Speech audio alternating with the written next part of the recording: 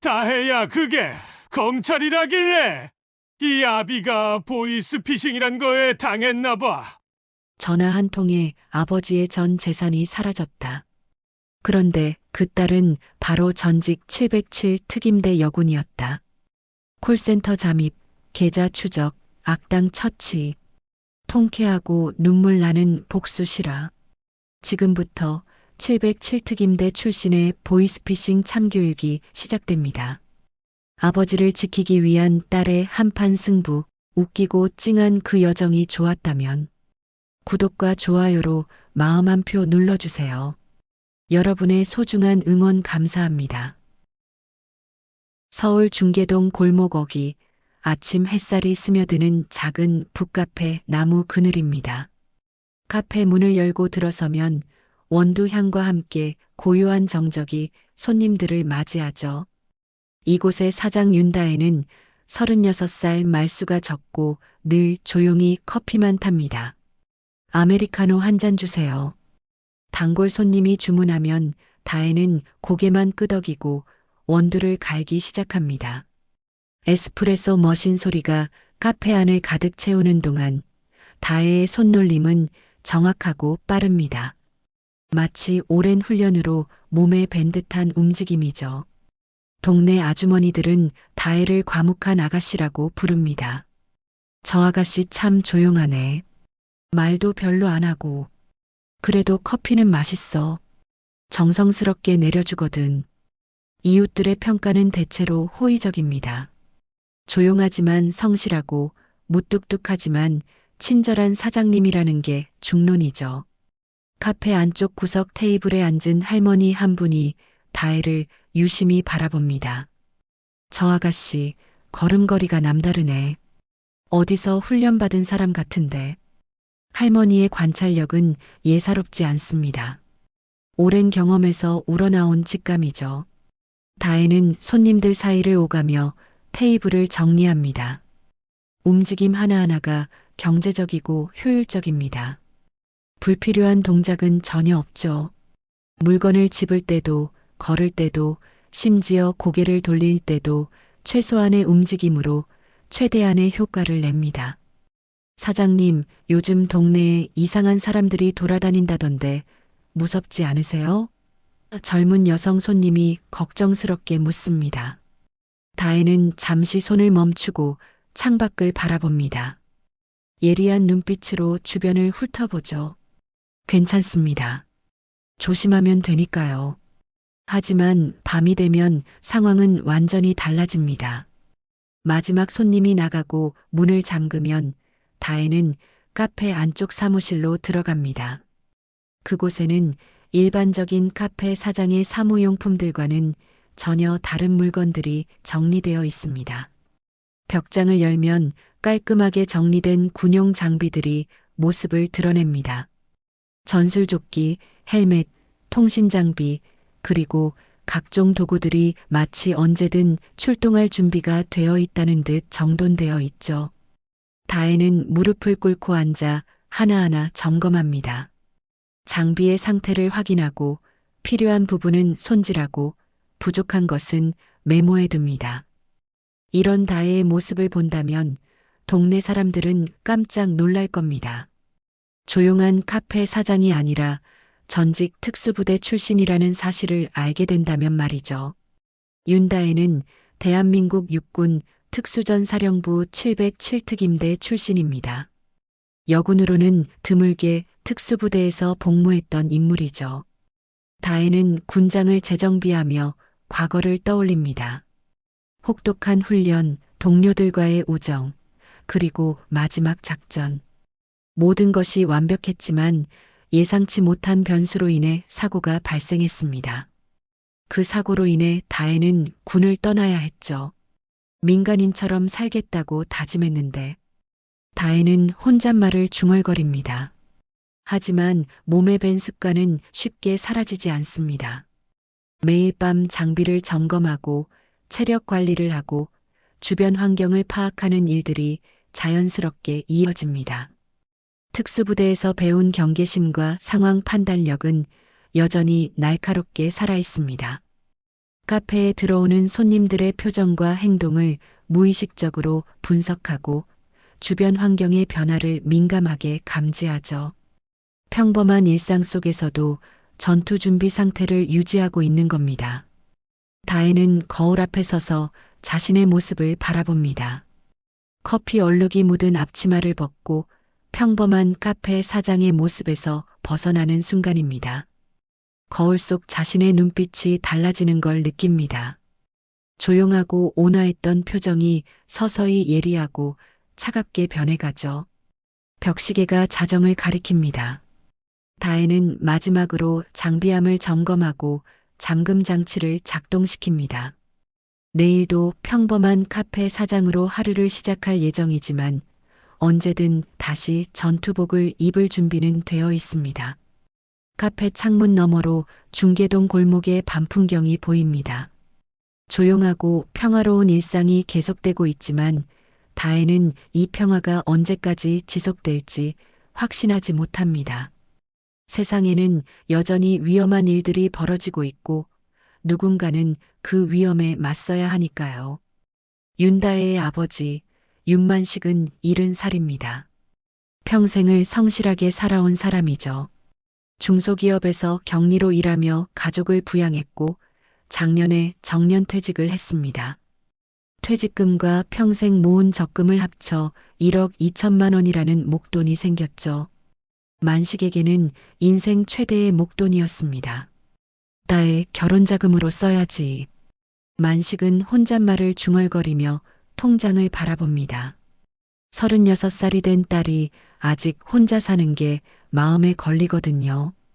카페 사업을 시작할 때도 도와주지 못해서 미안했는데 이번에는 꼭 도움이 되고 싶었습니다.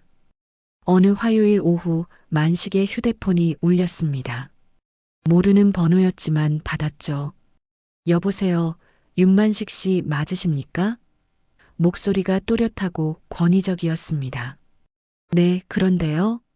저는 서울중앙지검 금융범죄수사부 박검사입니다.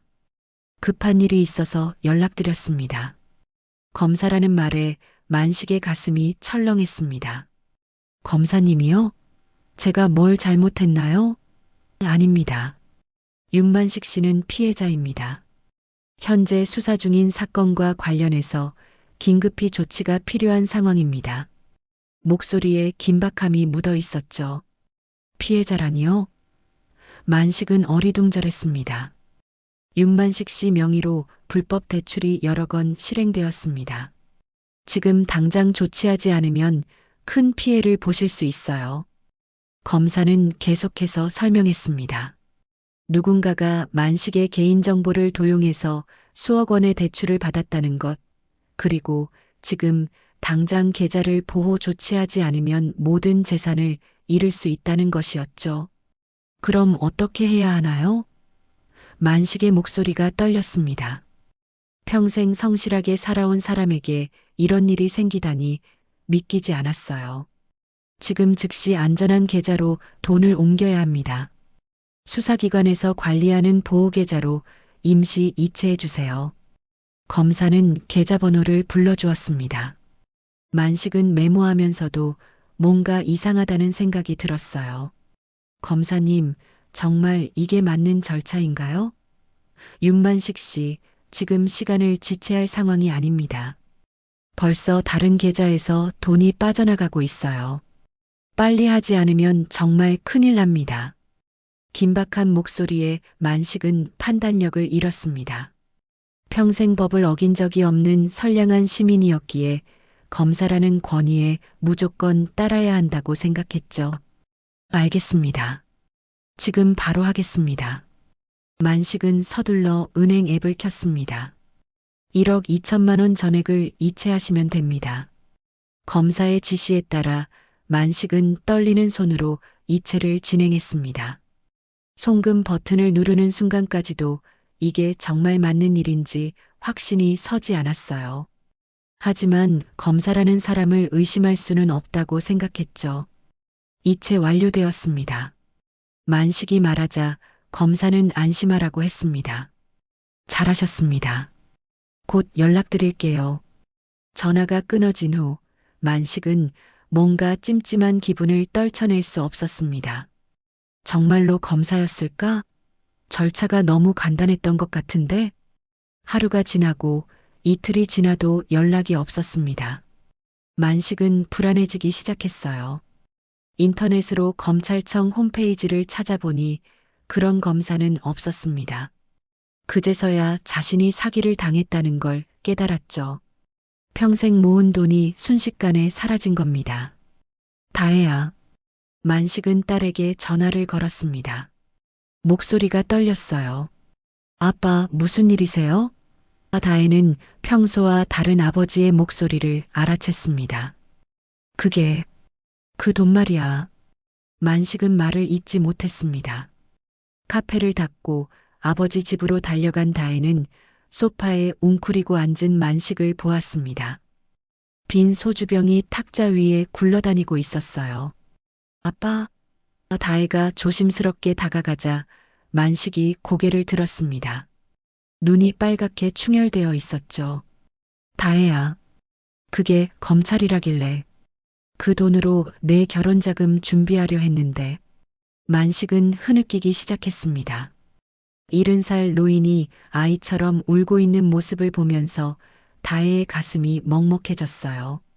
평생 약한 모습을 보인 적 없는 아버지가 무너져 내리고 있었습니다. 전부 다야. 1억 2천만 원 전부. 만식의 고백을 들으면서 다혜는 주먹을 꽉 쥐었습니다. 아버지를 이렇게 만든 놈들에 대한 분노가 치밀어 올랐죠. 하지만 지금은 아버지를 위로하는 게 먼저였습니다. 아빠, 괜찮아요. 돈은 다시 벌면 되니까. 다혜는 아버지의 어깨를 안았습니다. 미안하다, 다혜야. 아빠가 바보였어. 이런 뻔한 사기에 넘어가다니. 만식은 자신을 자책했습니다. 그날 밤 다혜는 아버지가 잠든 후 카페로 돌아왔습니다. 평소처럼 사무실 벽장을 열었지만 오늘은 기분이 달랐어요. 장비들을 바라보는 눈빛이 예전과 완전히 달라져 있었습니다. 더 이상 과거의 유물이 아니라 다시 사용해야 할 도구들로 보였죠. 다혜는 빈 소주병을 쥐고 흐느끼는 아버지의 모습을 떠올렸습니다. 평생 성실하게 살아온 사람이 순식간에 모든 것을 잃고 절망에 빠진 모습을, 그리고 그 돈이 딸의 결혼 자금이었다는 말에 다혜의 마음은 더욱 아팠습니다. 이놈들을 찾아내야 해. 다혜는 혼잣말을 중얼거렸습니다. 카페 사장으로서의 평범한 일상은 이미 끝났어요. 이제 다시 전사가 되어야 할 때였습니다. 아버지의 눈물을 닦아주고 잃어버린 돈을 되찾아주기 위해서라도. 다음 날 아침 다혜는 아버지와 함께 중계동 파출소를 찾았습니다. 만식은 전날 밤 거의 잠을 이루지 못했는지 얼굴이 부어 있었어요. 경찰서에 신고하면 뭔가 방법이 있을 거야. 다혜가 아버지를 위로하며 말했지만 사실 별다른 기대는 하지 않고 있었습니다. 파출소 안에서 신고를 접수받던 경찰관은 만식의 이야기를 듣더니 고개를 저었습니다. 아이고, 또 보이스피싱이네요. 요즘 정말 많아요. 경찰관의 목소리에는 이미 체념이 묻어 있었어요. 그럼 수사를 해주실 수 있나요? 만식이 간절하게 물었습니다. 어르신, 솔직히 말씀드리면 찾기 어려워요. 경찰관이 안타까운 표정을 지었습니다. 이런 사기꾼들은 해외 서버를 이용하고 계좌도 대포 통장을 쓰거든요. 돈도 이미 여러 곳으로 분산됐을 거고요. 그래도 신고는 받아주시는 거죠? 다혜가 끼어들었습니다. 경찰관은 다혜를 힐끗 보더니 대수롭지 않다는 듯 대답했어요. 당연히 접수는 해드려요. 하지만 기대는 안 하시는 게 좋겠어요. 신고서를 작성하는 동안 경찰관은 계속해서 핀잔을 주었습니다. 어르신, 그러게 왜 그런 전화를 믿으셨어요? 요즘 뉴스에서도 매일 나오잖아요. 검찰에서 그런 식으로 연락하는 일은 절대 없다고. 만식은 고개를 숙이며 아무 말도 할 수 없었어요. 1억 2천만 원이면 적은 돈이 아닌데 정말 수사를 해보셔야 하는 거 아닌가요? 다혜가 다시 물었습니다. 이번에는 다른 경찰관이 대답했어요. 아가씨, 이런 일이 하루에 몇 건씩 들어오는 줄 아세요? 우리도 하고 싶지만 현실적으로 불가능해요. 다혜는 목소리 톤을 바꿔서 다시 시도했습니다. 그래도 계좌 추적이라든지 수사할 수 있는 방법이 있지 않을까요? 하지만 경찰관들은 다혜를 연약한 여자로만 보고 있었어요. 아가씨가 뭘 아시겠어요? 이런 건 그렇게 간단한 게 아니에요. 사이버 수사대에서 해킹을 추적한다든지. 다혜가 계속 말하려 하자 경찰관이 손을 저었습니다. 아가씨, 드라마 너무 많이 보신 거 아니에요? 현실은 그렇게 간단하지 않아요. 해외 서버, 가상화폐, 대포 통장. 이런 걸 추적하는 게 얼마나 어려운 일인지 모르시는 거죠. 만식은 점점 작아지고 있었습니다. 그러게 내가 왜 그런 전화를 믿었을까? 바보같이 경찰관들의 핀잔에 자책만 더해가고 있었어요. 다혜는 아버지의 어깨를 다독이면서도 속에서는 분노가 치밀었습니다. 접수는 해드릴게요 하지만 정말 기대는 안 하시는 게 좋아요. 경찰관이 신고서를 정리하며 말했습니다. 그리고 앞으로는 이런 전화 오면 절대 믿지 마시고요. 그러게 왜 알려주셨어요, 정말. 파출소를 나서면서 만식은 더욱 풀이 죽어 있었습니다. 다혜야, 경찰도 어쩔 수 없다는데 우리가 뭘 할 수 있겠니? 다혜는 아버지의 손을 꽉 잡았어요. 아빠, 괜찮아요. 다른 방법을 찾아볼게요. 하지만 다혜의 마음속에서는 이미 다른 계획이 세워지고 있었습니다. 경찰이 해주지 않는다면 직접 해야 했어요. 그리고 그러기 위해서는 특별한 실력을 가진 사람이 필요했습니다. 집으로 돌아온 다혜는 평소보다 일찍 카페 문을 열었습니다. 하지만 오늘은 커피를 내리는 게 목적이 아니었어요. 사무실에서 노트북을 꺼내고 휴대폰을 손에 들었습니다. 오랫동안 누르지 않았던 번호를 찾아 전화를 걸었죠. 여보세요? 상대방의 목소리가 들렸습니다. 하늘아, 나야. 다혜. 언니, 언니가 왜? 정하늘은 깜짝 놀란 듯 했어요. 2년 만에 받는 다혜의 전화였거든요. 만날 수 있어? 급한 일이 있어. 1시간 후 중계동 근처 작은 공원에서 두 사람이 만났습니다. 정하늘은 배달앱 유니폼을 입고 있었어요. 언니, 완전 오랜만이네요. 그런데 왜 갑자기? 하늘의 목소리에는 경계심이 묻어 있었습니다. 한 번만, 딱 한 번만 같이 움직이자. 다혜가 직설적으로 말하자 하늘은 고개를 저었습니다. 그 말 내 인생에서 제일 무서워요. 언니 그 말 할 때마다 일이 엄청 커졌거든요. 하늘은 쓴웃음을 지었죠. 다혜는 아버지에게 일어난 일을 차근차근 설명했습니다. 보이스피싱 사기, 1억 2천만 원의 피해, 경찰서에서 받은 무시와 핀잔, 그리고 무너져 내린 아버지의 모습까지. 하늘의 표정이 점점 진지해졌어요. 언니 아버지가 그런 일을 당하셨다고요? 그리고 경찰이 그렇게 나왔다고요? 경찰들은 나를 그냥 세상 모르는 여자 취급하더라. 뭘 아냐는 식으로. 다혜의 목소리에는 분노가 섞여 있었습니다. 내가 혼자서도 할 수 있지만 시간이 오래 걸려. 내 실력이 필요해. 다혜의 목소리에는 간절함이 담겨 있었습니다. 하늘은 잠시 고민했어요. 지금 배달 알바로 근근히 살아가고 있지만 과거의 일에 다시 발을 담그는 건 위험했거든요. 언니, 저 이제 평범하게 살고 싶어요. 배달이라도 하면서 조용히. 하늘이 거절하려는 순간 다혜가 말했습니다. 내 실력으로 이런 놈들 몇 명은 더 잡을 수 있어. 우리 아버지만 당한 게 아닐 거야. 정하늘은 707 특임대 통신병 출신이었습니다. 하지만 단순한 통신병이 아니라 국방부에서조차 막지 못했던 해커 출신이었죠. 군 복무 중에도 몇 번 사고를 쳤지만 실력이 워낙 뛰어나서 큰 처벌은 받지 않았어요.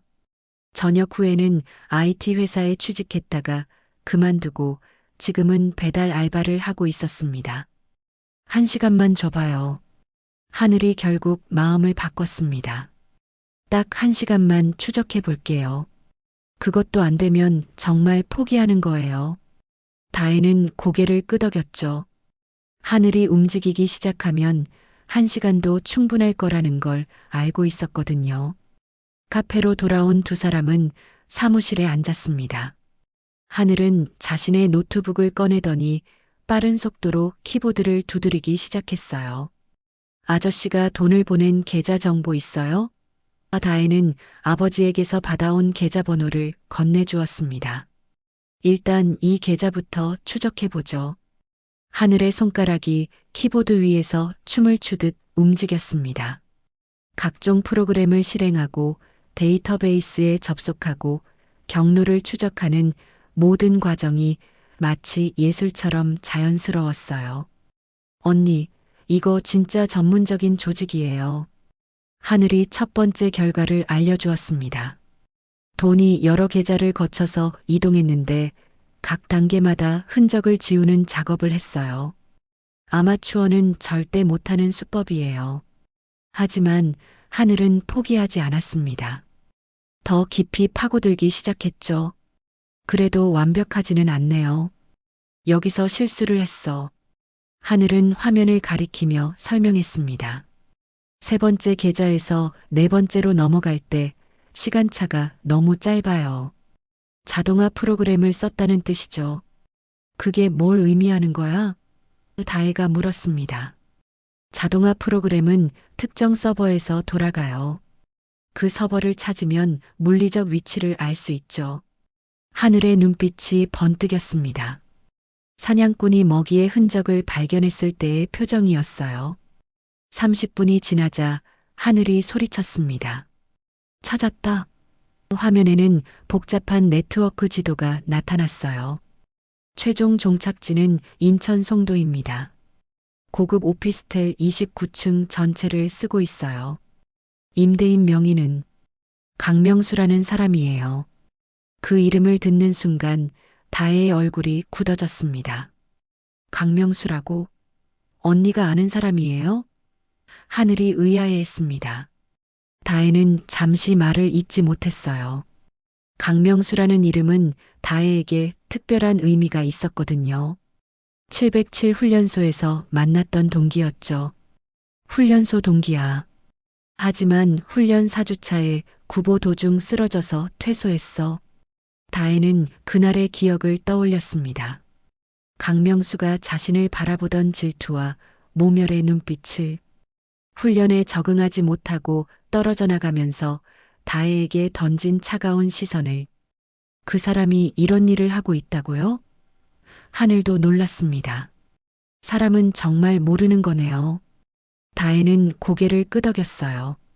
그때의 강명수와 지금의 강명수가 어떻게 연결되는지 대충 짐작할 수 있었습니다.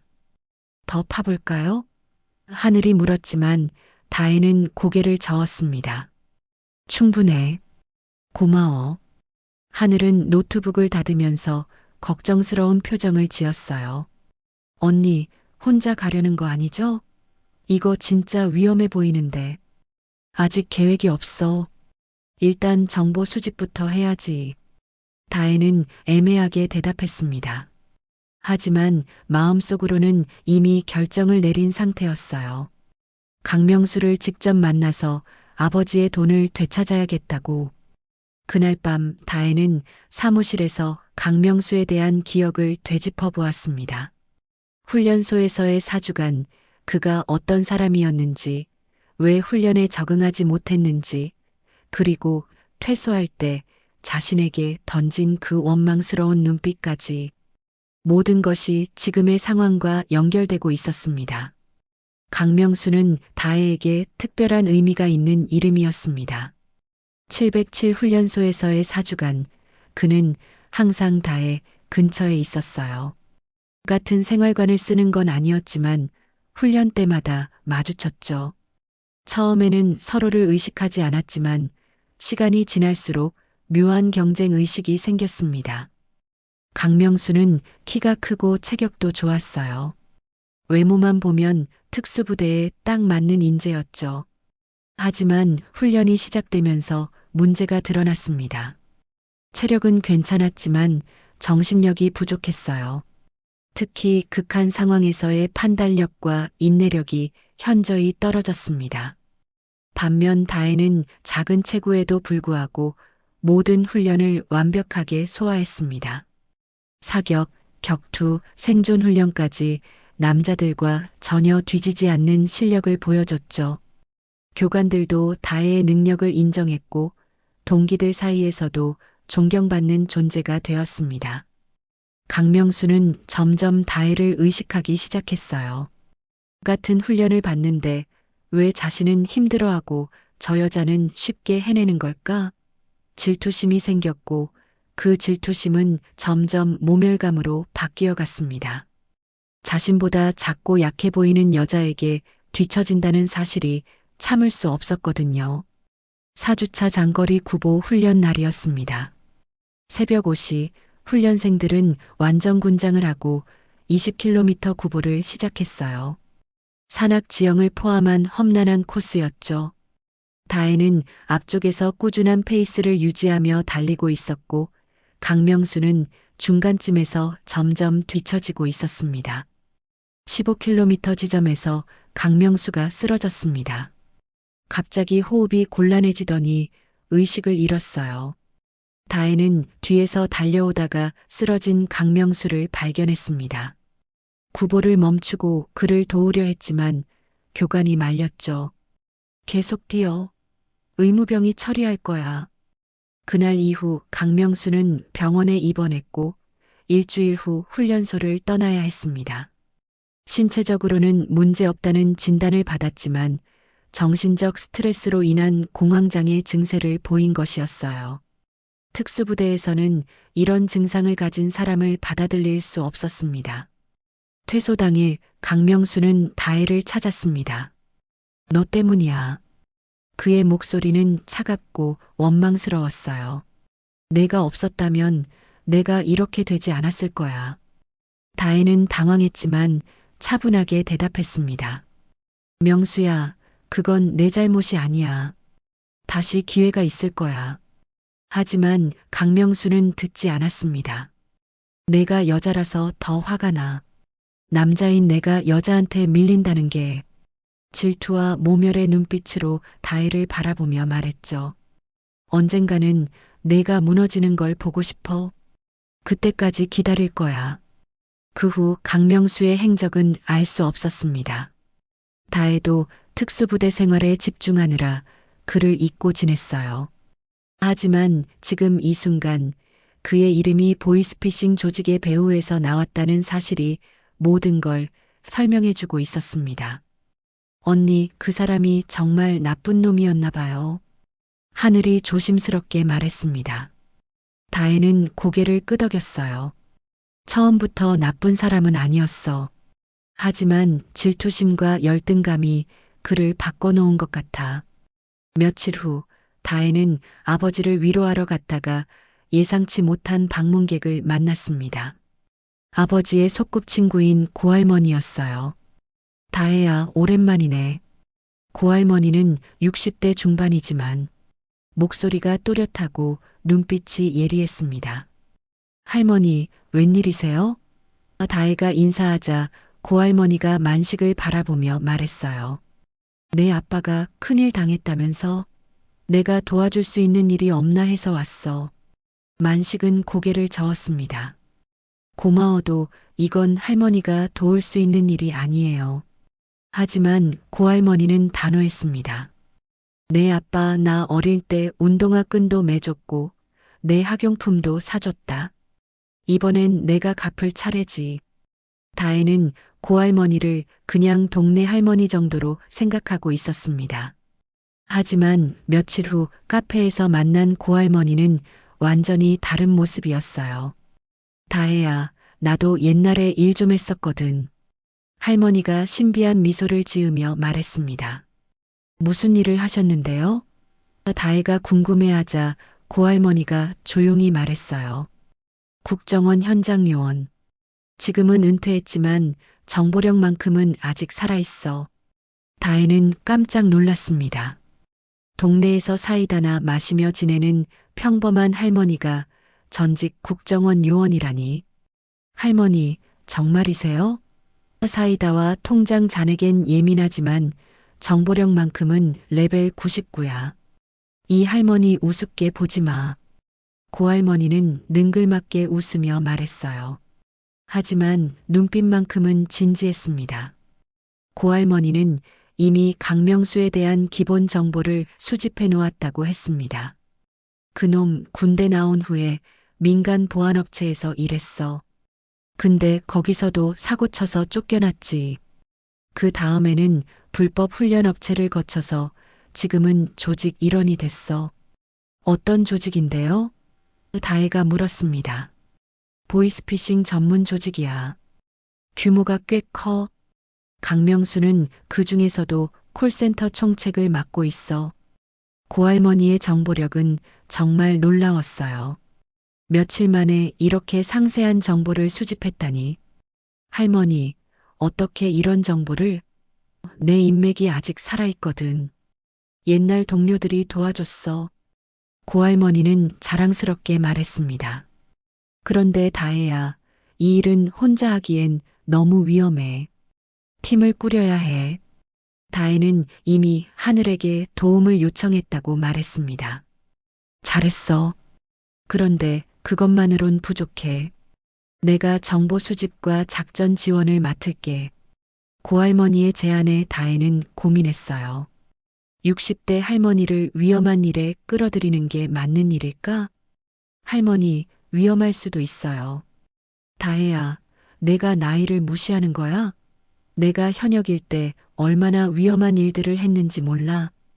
고할머니는 약간 화난 듯 말했어요.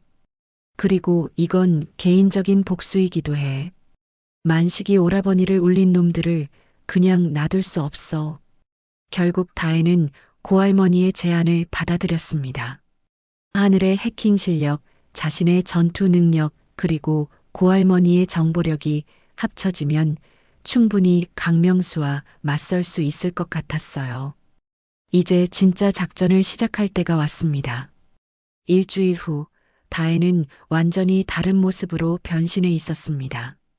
검은색 긴 머리를 짧게 자르고 갈색으로 염색했어요. 평소 입던 편안한 옷 대신 정장을 입고 화장도 진하게 했습니다. 거울 속 자신의 모습이 낯설 정도였죠. 이제 윤다혜가 아니라 김미영이야. 다혜는 새로운 신분증을 확인하며 혼잣말했습니다. 고할머니가 하루 만에 만들어준 완벽한 위조 신분증이었어요. 이 할머니 정말 대단해. 송도 오피스텔 29층에 있는 콜센터는 겉보기에는 평범한 텔레마케팅 회사처럼 보였습니다. 행복한 미래 컨설팅이라는 간판이 걸려 있었죠. 하지만 내부에서는 전국의 선량한 시민들을 상대로 보이스피싱을 벌이고 있었습니다. 다혜는 구인 광고를 보고 지원했다는 설정으로 면접을 보러 갔어요.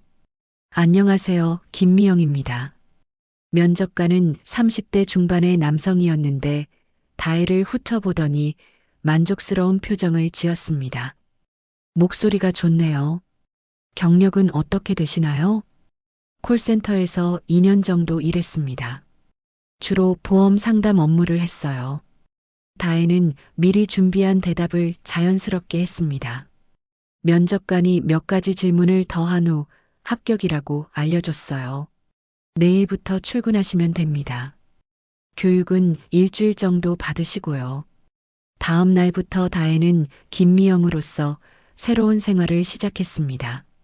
오피스텔 안에는 수십 개의 칸막이로 나뉜 좌석이 있었고 각 자리마다 컴퓨터와 헤드셋이 준비되어 있었어요. 벽에는 고객 만족을 위해 최선을 다하자는 구호가 붙어 있었지만 실제로는 정반대의 일이 벌어지고 있었습니다. 교육 첫날, 다혜는 다른 신입 직원들과 함께 회의실에 앉았습니다. 여러분, 우리 회사는 금융 컨설팅 회사입니다. 교육 담당자가 설명하기 시작했어요. 고객들의 금융 문제를 해결해 드리는 것이 우리의 목표죠. 하지만 실제 교육 내용은 완전히 달랐습니다. 검사나 경찰을 사칭하는 방법, 피해자의 불안감을 극대화시키는 화법, 그리고 돈을 이체하도록 유도하는 기술들을 가르쳐 주었어요. 다혜는 속으로 분노하면서도 표면적으로는 열심히 듣는 척했습니다. 가장 중요한 건 목소리예요. 교육 담당자가 강조했습니다. 권위 있고 신뢰할 만한 목소리로 말해야 해요. 그래야 상대방이 의심하지 않거든요. 다혜는 이 모든 기술들이 자신의 아버지를 속인 수법이라는 걸 생각하며 주먹을 꽉 쥐었어요. 교육 3일째, 드디어 다혜가 기다리던 순간이 왔습니다. 복도에서 강명수와 마주친 것이죠. 그는 여전히 키가 크고 인상이 강했지만 예전보다 살이 쪘고 얼굴에는 교활함이 묻어 있었어요. 강명수는 처음에는 다혜를 알아보지 못했습니다. 완전히 다른 모습으로 변신했거든요. 하지만 잠시 후 뭔가 이상하다는 듯 다혜를 자세히 바라보기 시작했어요. 어디서 본 것 같은데 중얼거리며 고개를 갸웃거렸습니다. 다혜는 최대한 자연스럽게 행동했습니다. 안녕하세요. 신입사원 김미영입니다. 목소리도 평소와 다르게 높은 톤으로 말했어요. 강명수는 여전히 의심스러운 표정이었지만 일단 넘어갔습니다. 교육 마지막 날 실전 훈련이 시작됐습니다. 다혜는 다른 직원들과 함께 실제 전화를 걸어야 했어요. 물론 진짜 사기 전화가 아니라 연습용이라고 했지만 실제로는 진짜 피해자들에게 전화를 거는 것이었습니다. 김미영 씨, 이번엔 검사 역할을 해보세요. 교육 담당자가 지시했습니다. 다혜는 속으로 거부감을 느꼈지만 들키지 않기 위해 따라했어요. 하지만 일부러 어색하게 연기해서 상대방이 의심하도록 유도했습니다. 그날 오후 강명수가 다혜를 따로 불렀습니다. 김미영 씨, 잠시 제 사무실로 와보세요. 다혜는 들켰나 하는 불안감을 느꼈지만 침착하게 따라갔어요. 사무실 문을 닫자마자 강명수가 돌아서며 말했습니다. 너 그때 그 총잡이 년 맞지? 다혜의 정체를 완전히 간파한 것이었어요. 더 이상 숨길 수 없다고 판단한 다혜는 가면을 벗었습니다. 오랜만이네, 명수야. 다혜의 목소리가 원래대로 돌아왔습니다. 강명수는 비웃음을 지으며 말했어요. 역시 맞구나. 근데 뭐하러 왔어? 설마 나 잡으러 온 건 아니겠지? 내 아버지 돈 돌려줘. 다혜가 직설적으로 말하자 강명수가 크게 웃었습니다. 아, 최근에 돈 보낸 그 늙은이가 내 아버지였구나. 정말 바보 같더라. 검사라고 하니까 바로 넘어가더라고. 다혜의 눈빛이 차갑게 변했습니다. 너 예전부터 이런 놈이었나? 나? 강명수가 책상에 기대며 말했어요. 나는 현실적이 된 거야. 너처럼 정인이 뭐니 하면서 살 수는 없거든. 넌 그때도 퇴소했고 지금도 탈락이야. 다혜가 도발하자 강명수의 얼굴이 일그러졌습니다. 뭐라고? 탈락? 그는 책상을 치며 일어났어요. 내가 누군지 모르는 모양이네. 이 조직에서 내가 어떤 위치인지 알아? 똑같은 패배자야. 그때나 지금이나. 다혜의 말에 강명수는 완전히 화가 났습니다. 좋아. 그럼 이번에는 누가 이기나 보자. 내가 나한테 이길 수 있을 것 같아?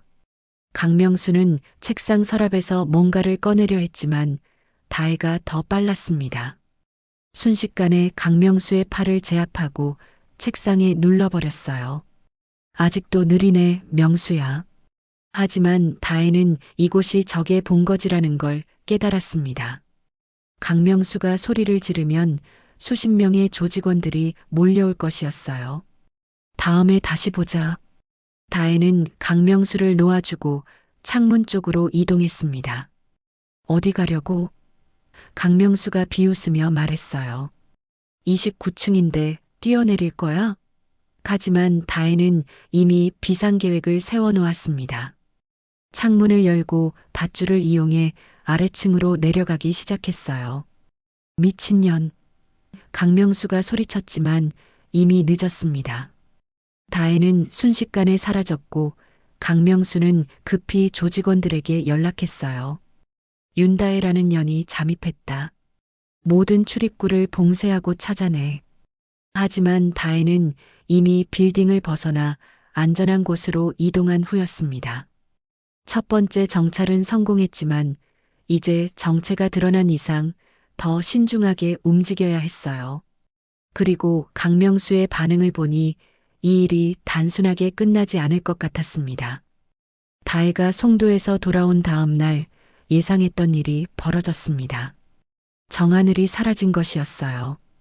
평소처럼 배달 일을 하러 나간 하늘이 저녁이 되어도 연락이 없었습니다.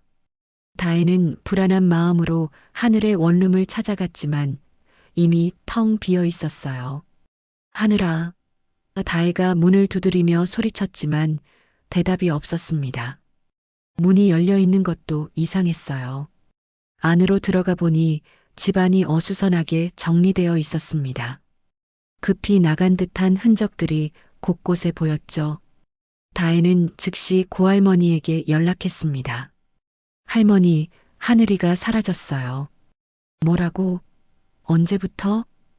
어제부터 연락이 안 돼요. 집도 비어 있고요. 고할머니의 목소리에서도 긴장감이 느껴졌어요. 1시간 후 고할머니가 카페로 찾아왔습니다. 내 정보망으로 알아봤는데 강명수 쪽에서 움직임이 있었어. 할머니의 표정이 심각했어요. 하늘이를 데려간 것 같아요? 확실하지는 않지만 가능성이 높아. 내가 어제 정체를 드러냈으니까 당연히 주변 사람들을 조사했을 거야. 고할머니의 분석은 정확했습니다. 다혜는 자신의 경솔함을 후회했어요. 내 잘못이야. 내가 너무 성급했어. 다혜가 자책하자 고할머니가 손을 저었습니다.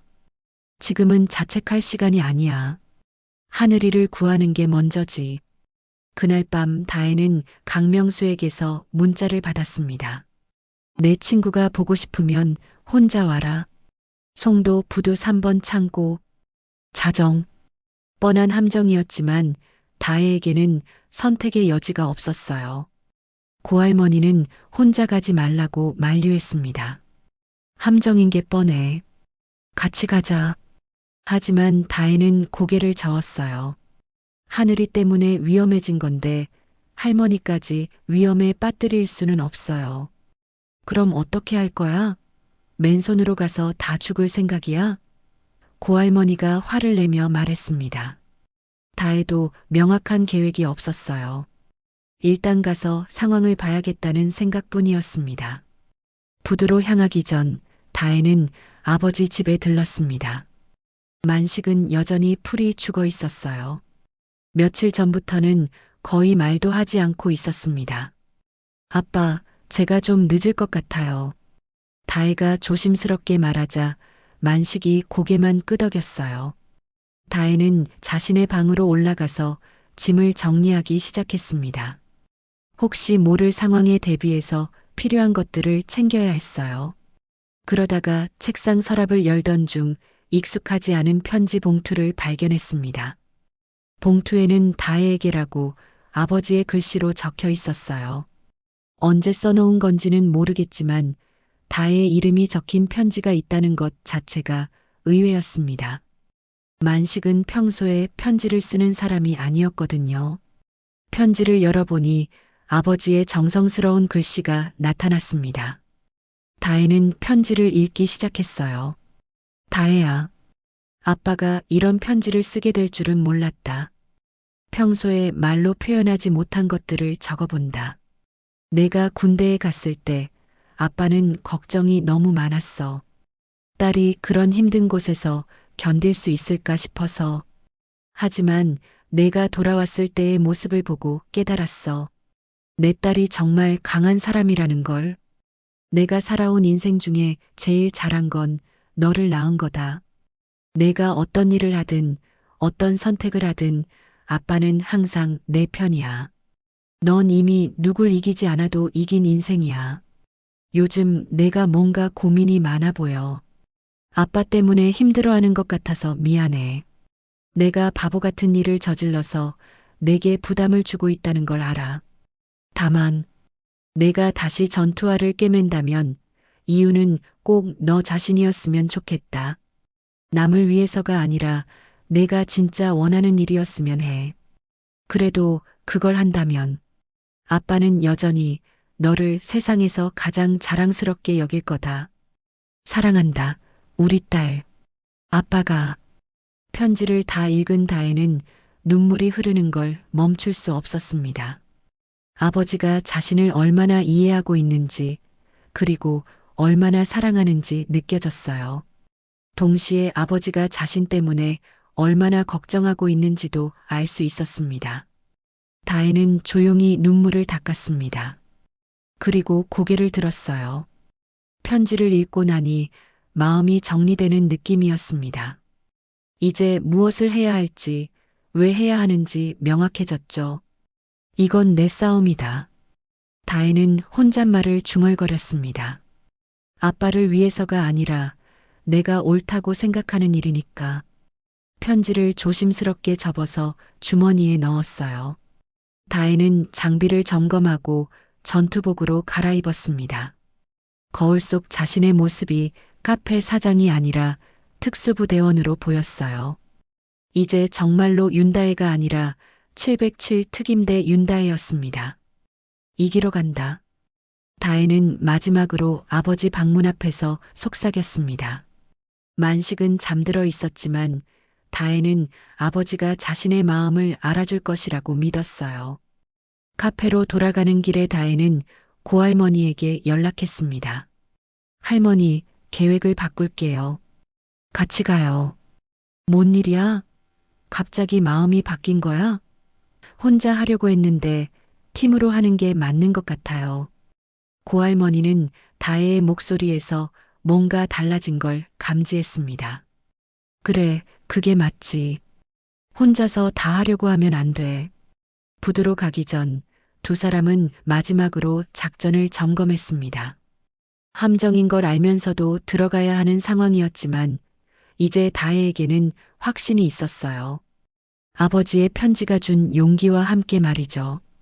자정이 되기 1시간 전 송도 부두는 고요했습니다.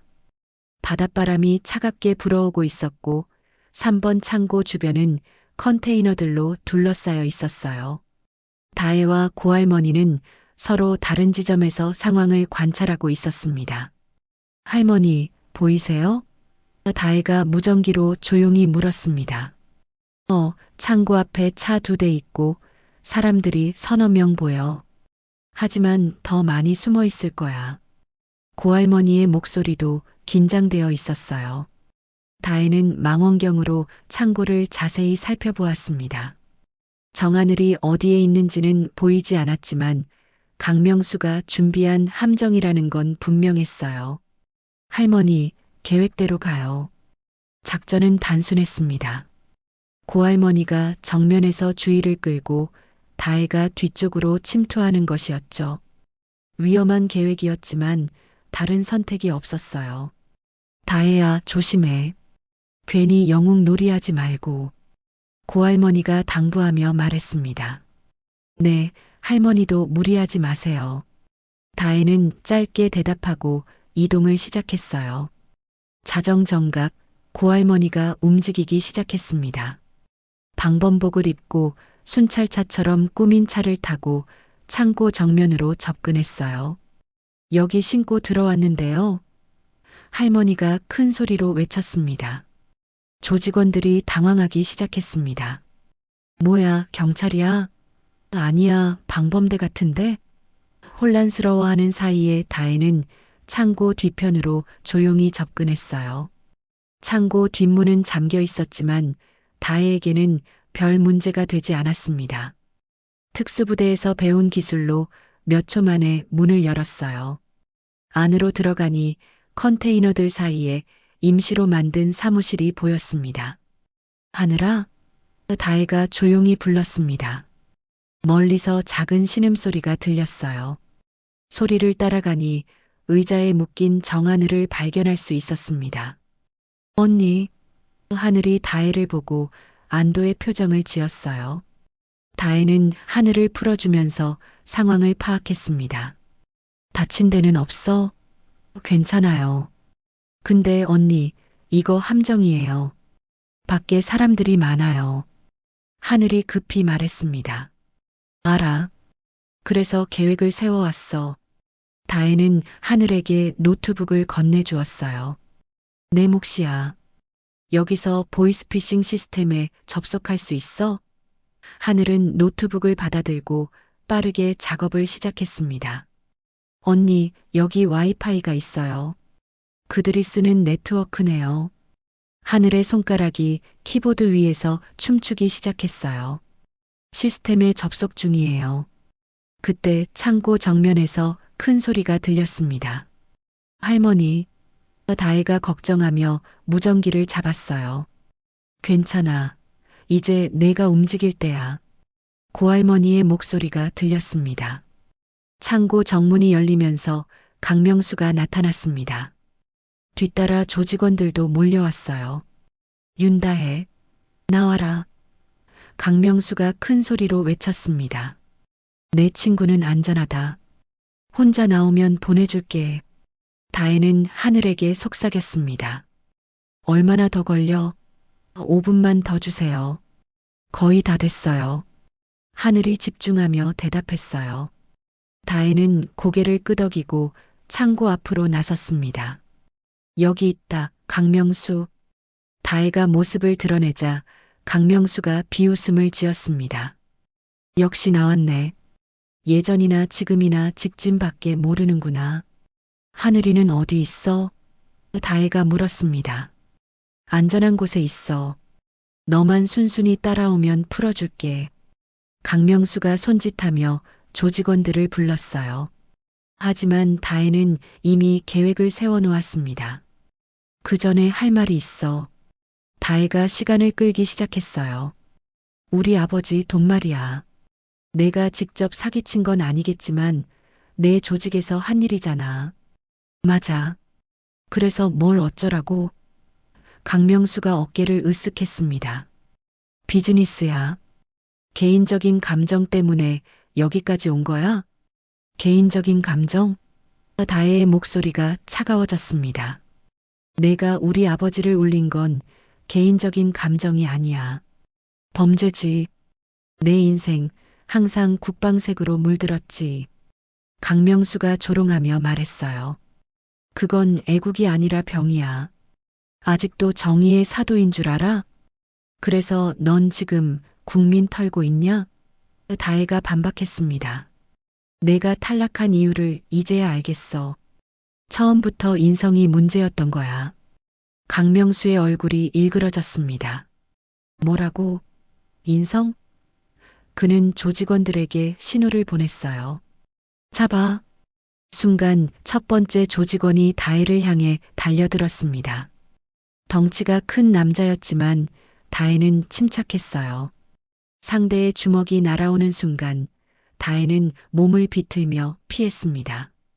동시에 상대의 팔을 잡고 어깨 너머로 던져버렸죠. 조직원은 바닥에 크게 떨어지며 신음소리를 냈어요. 뭐야, 전현. 두 번째 조직원이 놀라며 소리쳤습니다. 이번에는 두 명이 동시에 달려들었어요. 다혜는 뒤로 물러서며 거리를 조절했습니다. 왼쪽 조직원이 발차기를 시도하자 다혜는 그의 다리를 잡고 비틀어서 넘어뜨렸어요. 오른쪽 조직원의 주먹을 맞고 반격으로 명치를 강하게 찔렀습니다. 으악! 강명수는 상황이 예상과 다르게 돌아가자 당황했습니다. 뭐 하고 있어? 한 명도 못 잡아? 더 많은 조직원들이 몰려들었어요. 이번에는 4명이 동시에 달려들었습니다. 다혜는 주변을 빠르게 살펴보며 지형을 파악했어요. 컨테이너와 철제 파이프들이 있었습니다. 첫 번째 조직원이 막대기를 들고 휘두르자 다혜는 몸을 낮춰 피하고 상대의 무릎을 차서 무너뜨렸어요. 두 번째 조직원이 뒤에서 목을 조르려 했지만 다혜는 팔꿈치로 상대의 복부를 강하게 찔렀습니다. 세 번째와 네 번째 조직원이 양쪽에서 동시에 공격해왔습니다. 다혜는 순간적으로 점프해서 두 사람의 머리를 양손으로 잡고 서로 부딪히게 만들었어요. 꽝 하는 소리와 함께 두 사람이 동시에 쓰러졌습니다. 이런 게 강명수가 화를 내며 직접 나섰습니다. 내가 직접 해야겠네. 그는 주먹을 쥐고 다혜에게 달려들었어요. 강명수도 나름대로 격투수를 배웠지만 움직임이 거칠고 예측 가능했습니다. 다혜는 그의 공격 패턴을 금세 파악했어요. 강명수의 오른손 훅을 피하며 반격으로 그의 명치를 정확히 찔렀습니다. 강명수가 몸을 굽히자 다혜는 연속으로 그의 턱을 어퍼컷으로 올려쳤어요. 강명수는 바닥에 떨어진 철제 파이프를 집어들고 다혜를 향해 휘둘렀습니다. 죽어. 다혜는 파이프를 피하며 거리를 벌렸어요. 다혜는 타이밍을 재다가 순간적으로 안쪽으로 파고들었습니다. 강명수의 팔을 잡고 비틀어서 파이프를 떨어뜨렸죠. 항복해. 다혜가 강명수의 팔을 뒤로 꺾으며 제압했습니다. 강명수는 땅에 무릎을 꿇으며 고통스러워했어요. 그때 하늘의 목소리가 무전기에서 들렸습니다. 언니, 성공했어요. 창고 안에서 하늘이 소리쳤어요.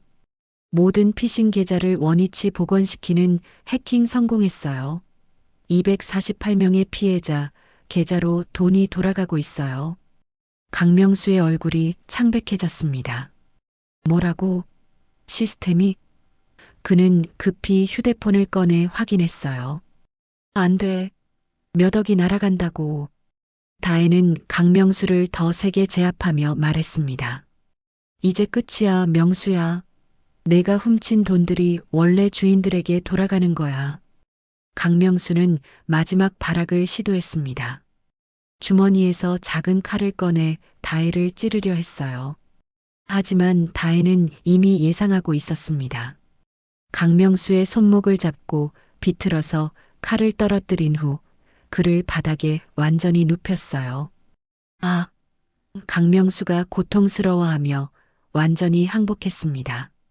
그때 사이렌 소리가 들렸습니다. 고할머니가 진짜 경찰을 불렀던 것이었어요. 다혜야, 경찰 온다. 할머니의 목소리가 들렸습니다. 쓰러진 조직원들이 하나둘 일어나려 했지만 이미 승부는 끝난 상태였어요. 다혜의 압도적인 실력 앞에서 모두 전의를 잃었습니다. 경찰이 도착하면서 상황이 정리되기 시작했습니다. 강명수와 조직원들은 모두 체포되었고 하늘이 해킹한 데이터는 경찰에게 증거로 제출되었어요. 다혜는 숨을 고르며 주변을 둘러보았습니다. 몇 년 만에 느끼는 전투의 끝이었어요. 몸은 힘들었지만 마음은 시원했습니다. 아버지의 원수를 갚았고 동시에 수많은 피해자들의 돈을 되찾아준 것이었으니까요. 사흘 후 전국의 보이스피싱 피해자 248명에게 은행 문자가 동시에 도착했습니다. 입금 알림 환급금이 입금되었습니다. 윤만식도 그중 한 명이었어요. 다혜야, 다혜야. 만식이 카페로 뛰어왔습니다. 손에는 통장을 들고 있었어요. 돈이 다시 들어왔어. 1억 2천만 원이 그대로 복구되어 있었습니다. 만식의 얼굴에는 며칠 만에 처음으로 웃음이 피어났어요. 다혜는 아버지를 안으며 눈물을 흘렸어요. 다행이에요, 아빠. 부녀가 서로를 끌어안고 있는 모습을 보던 카페 손님들도 덩달아 감동받았어요. 그날 오후 다혜의 휴대폰이 쉴 새 없이 울렸습니다. 전국의 피해자들이 감사 인사를 보내왔어요. 정말 고맙습니다. 어떻게 감사드려야 할지 모르겠어요. 우리 가족을 구해주셨어요. 다혜는 하나하나 정성스럽게 답장했습니다. 특히 기억에 남는 문자가 있었어요. 70대 할머니가 보낸 것이었습니다. 손녀 대학 등록금 다시 찾았어요. 감사해요. 세상에 아직 좋은 사람 있구나 싶어요. 다혜는 이 문자를 읽으며 자신이 한 일의 의미를 다시 한번 느꼈어요. 그날 저녁 뉴스에서 대대적으로 보도되었습니다. 대규모 보이스피싱 조직 검거, 피해금 전액 환급. 앵커는 전례 없는 성과라며 이번 사건을 소개했어요. 보이스피싱 역사상 이렇게 많은 피해금이 한꺼번에 환급된 적은 처음이었습니다. 기자들이 다혜에게 취재 요청을 했지만 모두 거절했어요. 제가 나설 일이 아니에요. 경찰이 잘해주셨어요. 다혜는 공을 경찰에게 돌렸습니다. 대신 만식이 인터뷰에 응했어요. 아버님, 따님이 이런 일을 해내셨다는 기분이 어떠세요? 기자가 물었습니다. 만식은 뿌듯한 표정으로 대답했어요. 우리 딸은요, 전엔 사람을 지켰고, 이제는 사람 돈을 지켜줬어요. 자랑스럽습니다. 목소리에 진심이 담겨 있었어요. 강명수와 조직원들은 모두 중형을 선고받았습니다. 특히 강명수는 조직의 핵심 인물로 분류되어 10년형을 받았어요. 법정에서 마지막으로 만난 강명수는 다혜를 원망스럽게 바라봤지만 다혜는 더 이상 그에게 어떤 감정도 느끼지 않았습니다. 일주일 후 나무 그늘 카페는 다시 평상시의 모습을 되찾았습니다. 하지만 예전과는 분위기가 달랐어요. 다혜의 이야기가 알려지면서 손님들이 더 많이 찾아왔습니다.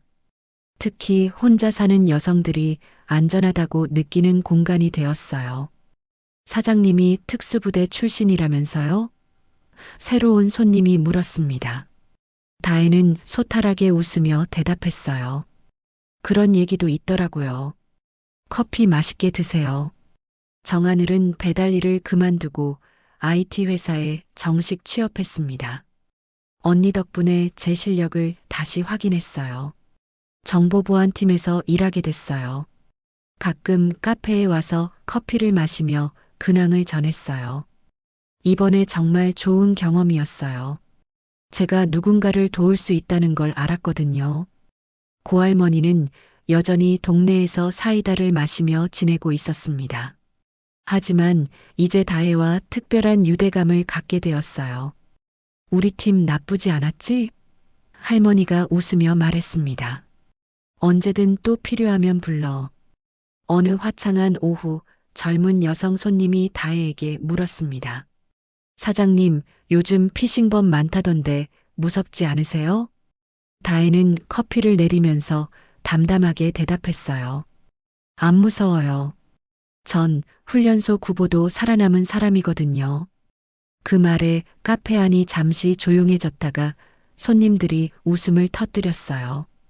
카페 뒤편 테이블에서 고할머니가 정하늘에게 고개를 끄덕였습니다. 세 사람은 서로 눈빛만으로도 통하는 특별한 관계가 되어 있었어요.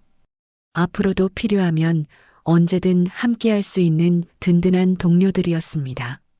한 달 후 보이스피싱 예방 캠페인에서 다혜에게 감사패를 주겠다고 연락이 왔습니다. 하지만 다혜는 정중히 거절했어요. 제가 받을 상이 아니에요. 피해를 당한 분들이 용기를 잃지 않으신 게 더 대단한 일이죠. 그날 밤 다혜는 사무실에서 아버지의 편지를 다시 읽었습니다. 내가 다시 전투화를 꿰맨다면 이유는 꼭 너 자신이었으면 좋겠다. 아버지의 말이 맞았어요. 이번 일은 정말로 자신이 원해서 한 일이었습니다. 벽장 속 군용 장비들을 바라보며 다혜는 미소 지었어요. 이제 이것들은 과거의 유물이 아니라 언제든 꺼낼 수 있는 도구들이었습니다. 평화를 지키기 위해 필요할 때 언제든지 말이죠. 카페 간판에 적힌 나무 그늘이라는 글자가 가로등 불빛에 비쳐 보였습니다. 나무가 그늘을 만들어 사람들을 쉬게 해주듯이 다혜도 자신만의 방식으로 사람들을 지키고 있었어요. 전화 한 통으로 삶이 무너졌지만 부녀의 믿음은 무너지지 않았습니다. 아버지의 계좌에 딸이 구한 정의가 입금되었습니다.